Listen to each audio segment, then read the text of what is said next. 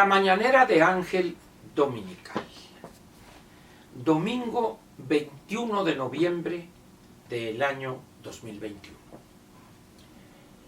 Mire, por ser domingo y creo que hay fútbol que a muchos mexicanos les interesa, voy a tocar un tema relativamente ligero, un tema que no es nuevo en la política mexicana, mucho menos en la actividad periodística. La actividad periodística mexicana ha estado marcada desde hace muchísimos años por la corrupción. Por la corrupción que se expresa en empresas periodísticas que son utilizadas como medios de presión o de casi chantaje al gobierno federal y a gobiernos estatales y municipales, con miras a alguna de estas opciones. Obtener contratos de publicidad donde aparece la foto de un presidente municipal, de un gobernador o del mismo presidente de la República, alguna nota donde se habla de una inauguración o de un discurso que pronunció tal o cual gobernador, o un viaje, sea dentro del país o fuera del país, del presidente de la República. Y todo eso o se cobra en metálico, es decir, una factura, un contrato, etcétera, o se paga ese servicio mediante contratos de otro tipo, un libramiento, una planta por acá de agua potable, potabilizadora, una vía, una autopista, etcétera, etcétera. Eso serían las empresas mediáticas. Son realmente honrosas las excepciones de aquellos medios impresos cuyas matrices, vamos a decir, tienen canales de televisión, estaciones de radio diseminadas por todo el país. En términos generales, pues, esas empresas son más instrumentos de presión y chantaje que empresas periodísticas. Y esto se refleja, algunas ocasiones, en la presión que ejercen, sea porque hay una llamada telefónica, como se usaba antes, que desde Gobernación se les dictaban las 8 columnas a los periódicos, a los impresos, y se decía qué debía comentar como nota principal Jacobo Zabludowski en aquel famosísimo noticiario 24 horas, y así sucesivamente. Esto ha dado por resultado, pues, un maridaje perverso, pero también una gran corrupción en personas que se dedican a vivir de esa forma de obtener un ingreso. El caso extremo se dio hace muchos años, decenios, en el periódico Excelsior con el periodista Carlos de Negri. Enrique Serna escribió una excelente biografía de publicación reciente que se llama El vendedor de silencio, porque una de las formas de exaccionar a un político unas veces es por decir cosas de él, buenas acá y el hombre, pero otras es callar cosas de él. Así se llama El vendedor de silencio, y con ligeras variantes por el avance tecnológico, pues antes quizás se daba en efectivo, ahora es una transferencia electrónica, pero aun cuando hay diferencia, hay que decirlo, pero no mucha, Por eso yo le recomiendo que busque esa excelente biografía de la autoría de Enrique Serna, El vendedor de silencio. Pero decía yo que hay casos de columnistas que llevan un tren de vida impensable, a veces incluso para el dueño del medio o un alto ejecutivo. Personas que durante años han escrito una columna ahí de mitotes, de chismes, que parece incluso columna de sociales, pero que eso se vende. Si eso se vende, quiere decir que alguien lo compra. Una gran masa de políticos mexicanos, anclados en el antepasado y en el pasado, y algunos no pocos en el presente, piensan que el aparecer en tal o cual columna eso les genera popularidad.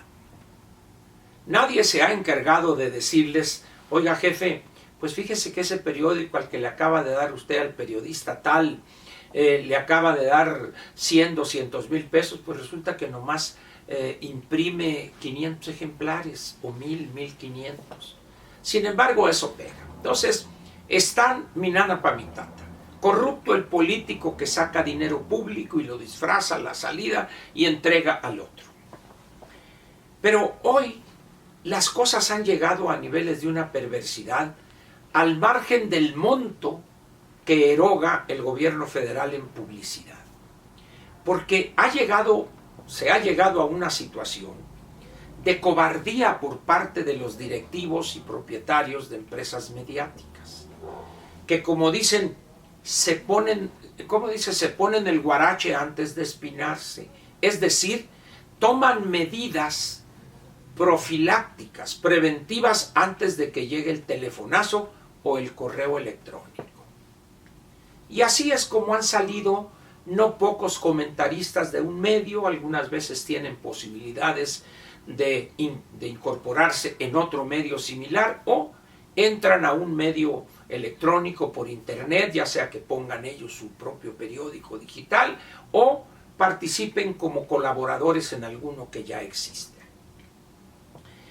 Y aquí entramos a una parte muy perversa de la comunicación en México y que de alguna manera juega un papel importante en la estupidización del ciudadano mexicano.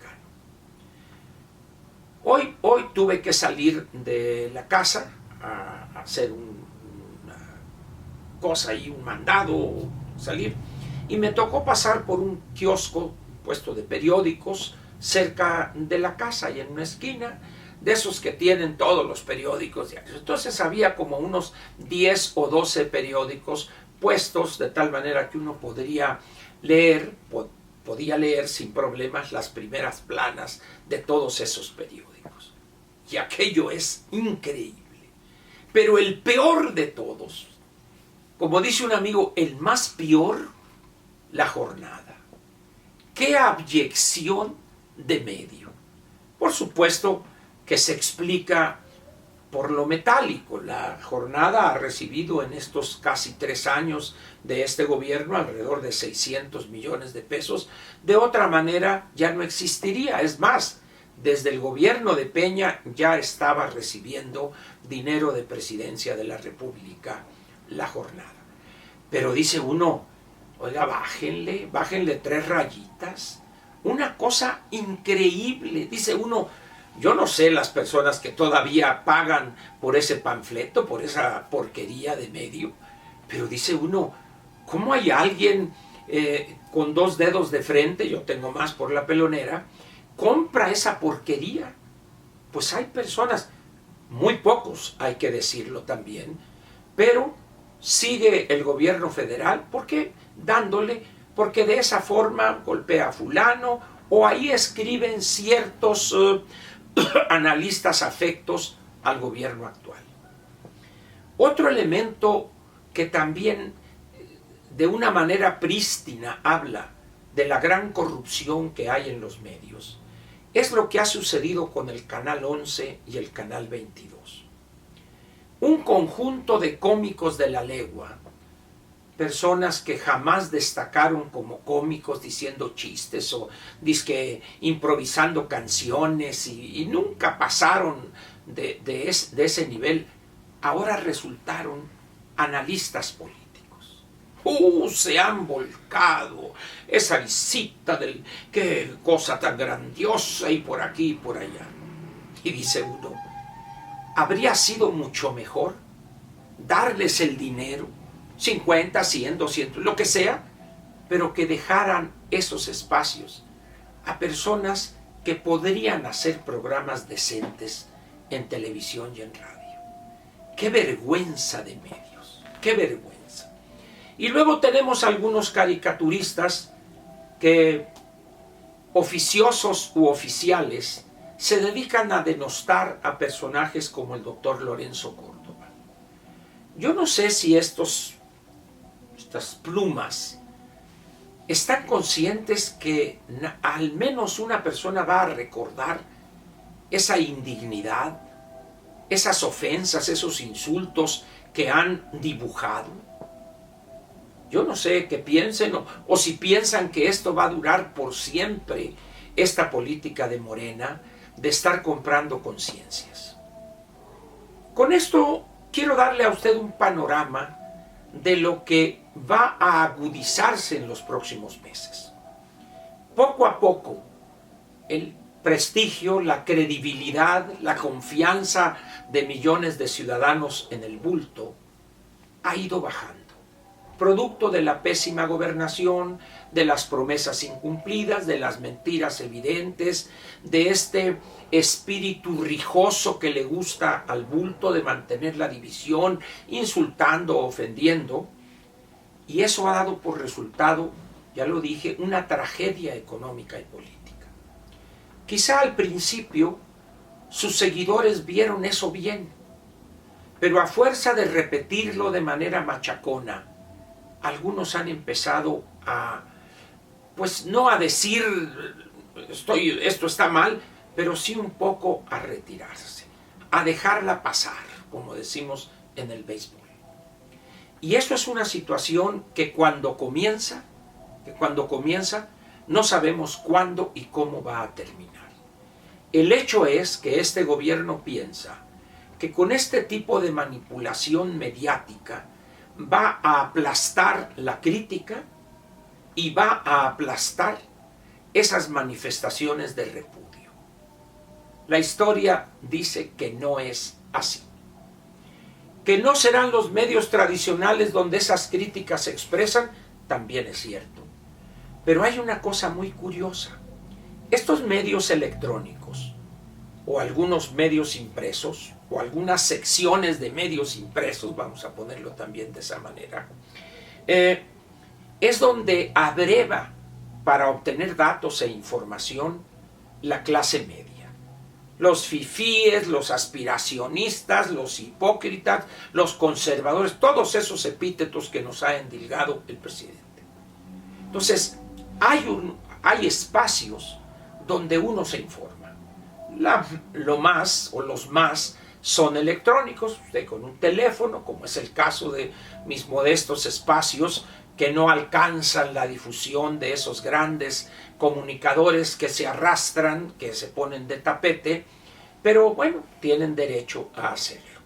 En fin, espero que cuando vea usted un titular, unas 8 columnas, halagando esa epopeya heroica del bulto, usted diga, esto no suena lógico, pero suena a metálico.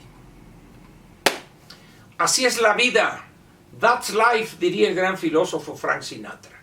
Y nosotros nos vemos mañana lunes aquí en una mañanera más. Muchas gracias por su presencia este domingo.